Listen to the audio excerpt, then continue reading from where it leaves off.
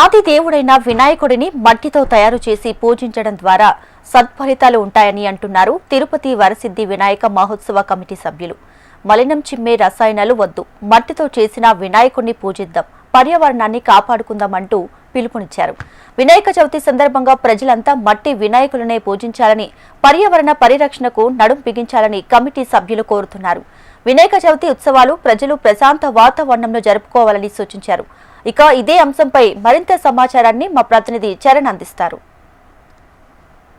హిందువులు ఎంతో పవిత్రంగా పూజించే వినాయకుడిని వినాయక చవితి సందర్భంగా ఏదైతే రాష్ట్రంలో కావచ్చు, ఏదైతే దేశవ్యాప్తంగా కూడా పర్యావరణాన్ని దృష్టిలో పెట్టుకొని ఏదైతే వినాయక ఉత్సవాలు చేసుకోవాలని చెప్పి కొంతమంది అయితే వినాయక చవితి కమిటీ సభ్యులు అయితే కోరుకుంటున్నారు. అదేవిధంగా పర్యావరణాన్ని కాపాడుతూ మట్టి వినాయకుడిని పూజిద్దాం, పర్యావరణాన్ని కాపాడదాం అన్న ఒక నినాదంతో అయితే దేశవ్యాప్తంగా కూడా కొంతమంది కమిటీ సభ్యులు అయితే వినాయక చవితిని జరుపుకోవాలని చెప్పి కోరుతున్న పరిస్థితి అయితే నెలకొంది. ఎందుకని మట్టి వినాయకుడిని పూజించాలని చెప్పి మనం తెలుసుకునే ప్రయత్నం చేద్దాం. అయితే రసాయనాలతో కూడిన వినాయకుల్ని కాదు, మనం పర్యావరణాన్ని కూడా దృష్టిలో పెట్టుకొని మన ఉత్సవాలను జరుపుకోవాలని చెప్పి అయితే వినాయక చవితి కమిటీ సభ్యులు అయితే కోరుకుంటున్న పరిస్థితి. సార్ మనతో సార్ మీరు చెప్పండి సార్, వినాయక చవితి సందర్భంగా ఎలాంటి చర్యలు తీసుకోవాలని చెప్పి ఈసారి భక్తులకి ఆది నుంచి కూడా ఆది దేవుడు అంటే వినాయక స్వామి యొక్క ప్రతిమను తయారు చేసేటువంటి విధానము ప్రకృతి మాత నుంచి లభించే ప్రతి వస్తువుతో కూడా స్వామివారికి నైవేద్యంగా సమర్పించడమే మన పూజా విధానం, సంప్రదాయం.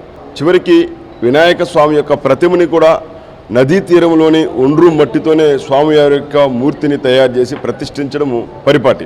అదేవిధంగా స్వామివారికి పూజా సమయంలో సమర్పించేటువంటి 21 రకాల పత్రి ఏదైతే ఉందో అవన్నీ కూడా సహజ సిద్ధంగా ప్రకృతి మాత తన ఒడిలో నుంచి తన్మయత్వంతో స్వామివారికి ప్రసాదిస్తుంది, సమర్పిస్తుంది. అలాంటివి మాచిపత్రం, అపామార్గ పత్రం, దత్తూర పత్రం, బిల్వపత్రం, చూతపత్రం, మరువక పత్రం, విష్ణుకాంత పత్రం, అశ్వత్థపత్రం, జాజిపత్రం, దేవదాయ పత్రం, జిల్లేడు, దుర్వాపత్రం, బృహతీ పత్రం, తులసి పత్రం, బదరీ పత్రం, కరవీర పత్రం, శమీపత్రం, సింధువార పత్రం, దారిమీ పత్రం, దేవకాంచన పత్రం, అర్జున పత్రం, ఇలా 21 రకాల పత్రులతోటి స్వామివారిని పూజిస్తారు. ఇవన్నీ కూడా సహజ సిద్ధంగా ప్రకృతిలో లభించేవి. మరి స్వామివారిని కూడా అలాగే తయారు చేయాలి. నేను అందుకనే తిరుపతి వరసిద్ధి వినాయక మహోత్సవ కమిటీ గడిచిన 2 దశాబ్దాలుగా స్వామివారిని ప్రతిష్ఠించే మండపాలు కట్టే వాళ్ళు అందరూ కూడా ప్రతిష్ఠించే ప్రదేశం కూడా పరిశుభ్రంగా ఉండాలి. సరే, మీరు ఎలా జరుపుకుంటున్నారు వినాయక చవితి? వినాయక చవితి పండుగ ఆది నుంచి కూడా, పురాతనం నుంచి కూడా ఎంతో గొప్పగా మన భారతదేశంలో జరుపుకుంటున్నాము.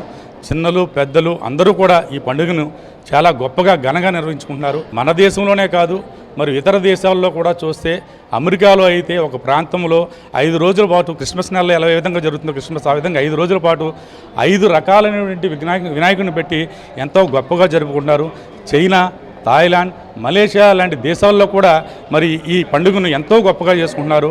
కొన్ని దేశాల్లో అయితే వాళ్ళ కరెన్సీ పైన ఈ వినాయకుడు బొమ్మను పెట్టారు. అంత ప్రాచుర్యం పొందినటువంటి ఈ గణేష ఉత్సవాలు మన దేశంలో కొంతమంది మండప నిర్వాహకులు మన పద్ధతి ప్రకారం, సాంప్రదాయం ప్రకారం చేయవలసినటువంటి వాటిని పోటీతత్వంతో మరి ఎవరు ఎక్కువ ఖర్చు పెడతారనే ఉద్దేశంతో ఎక్కడో ఒక 6 నెలల నుంచే హైదరాబాద్, బెంగళూరు నుంచి మరి ప్లాస్టర్ ఆఫ్ ప్యారిస్తో చేసినటువంటి విగ్రహాలు, మలినాలు వెదజల్లే రసాయనాలతో చేసినటువంటి విగ్రహాలు ప్రకృతి విరుద్ధంగా పర్యావరణాన్ని పాడు చేసే విధమైన విగ్రహాలు తీసుకొస్తున్నారు.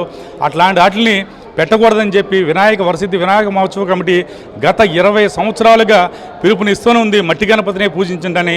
మనకు దగ్గరగా ఉన్నటువంటి ఎక్కడికో వెళ్ళాల్సిన అవసరం లేదు, మంగళం క్వార్టర్స్లో దాని మీద ఆధారపడి ఎంతోమంది గణపతి విగ్రహాలు చేసే కార్మికులు అక్కడ బతుకుతున్నారు.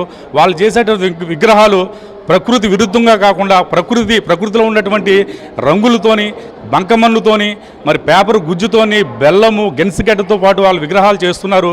వాళ్ళ దగ్గరే తెచ్చుకొని మనం ఇక్కడ ప్రతిష్ఠించుకుంటే వాళ్ళకి వృత్తిని కల్పించిన వాళ్ళు అవుతాము. మనం కూడా మన ప్రకృతి సాంప్రదాయాలు నిలబెట్టిన వాళ్ళు అవుతాం, పర్యావరణాన్ని కాపాడే వాళ్ళని అవుతున్నామని చెప్పి వినాయక నిమజ్జన కమిటీ కోరుకుంటుంది, విజ్ఞప్తి చేస్తుంది. ప్రధానంగా మనం చూస్తున్నట్లయితే యువత అధికంగా ఏదైతే ప్లాస్టిక్ ప్యారెస్ విగ్రహాలను తీసుకొచ్చి ప్రతిష్ఠిస్తూ ఉంటారు. ఎందుకంటే కొద్దిగా కలర్ఫుల్గా కనపడాలని చెప్పి ఒక ఉత్సాహంతో ఉంటారు. మీరేం చెప్పాల్సిన పర్యావరణాన్ని దృష్టిలో? జై గణేష యువతకునిచ్చే పిలుపు గణేష్ నిమజ్జన కమిటీ తరపున ఏమిరా అంటే, వినాయక నిమజ్జనం కమిటీ తరపున తెలియజేసేది, ప్రకృతి అంటేనే వినాయకుడు, మన ప్రకృతిలో వచ్చే మార్పుల వల్ల మట్టిలో కలిసిపోయే విధంగా మట్టితో చేస్తే మంచిదని, అదేవిధంగా ప్రకృతిలో వచ్చే జబ్బుల వల్ల ఇబ్బందులు పడకూడదని 21 రకాల పత్రులతో పూజ చేయడం జరుగుతుంది వినాయకుడికి. మీరందరూ కూడా పోటీ ప్రపంచంలో పడి రకరకాల పోటీతో హైట్లు పెట్టాలని, పెద్ద పెద్ద విగ్రహాలుగా పెట్టాలని భారీ ఇవి తెచ్చి పోటీలు చేస్తున్నారు. కానీ యాక్చువల్గా మనం భక్తి శ్రద్ధలతో పూజలు చేస్తేనే మన వినాయకుడు మనకు తోడుంటాడు, మన కుటుంబానికి మంచి చేస్తాడు. ఈ కలర్ వల్ల వాతావరణం కలుషితమయ్యేది కాకుండా జబ్బులు కూడా మీకు కూడా రావడానికి అవకాశం ఉంది. కాబట్టి పోటీ ప్రపంచంలో నుంచి పక్కకు రండి, భక్తితోనే శ్రద్ధగా పూజలు చేయండి. జై గణేష. ప్రధానంగా మనం తిరుపతిలో చూస్తున్నట్లయితే కన్నా భక్తి శ్రద్ధలతో తీసుకున్నటువంటి వినాయక చవితి సంబరాలను ఏదైతే పర్యావరణాన్ని దృష్టిలో పెట్టుకొని ప్లాస్టిక్ ప్యాలెస్ విగ్రహాలను కాకుండా మట్టితో చేసిన విగ్రహాలను పూజించి ఏదైతే గణపతిని పూజించి ప్రత్యేక ప్రార్థనలు చేస్తూ పోతూ, అదేవిధంగా తిరుపతిలో మనం చూస్తున్నట్లయితే కన్నా వినాయక చవితి కమిటీ సభ్యులు కూడా ఒకటే కోరుకుంటున్నారు, ఏదైతే ప్లాస్టిక్ ప్యాలెస్ విగ్రహాలు కాదు మట్టితో పూజించిన విగ్రహాలని పూజించాలని చెప్పి కోరుకుంటున్న పరిస్థితి నెలకొంది. కెమెరా పర్సన్ సుబ్బుతో చరణ్ కుమార్, హెచ్ఎం టీవీ, తిరుపతి నుంచి.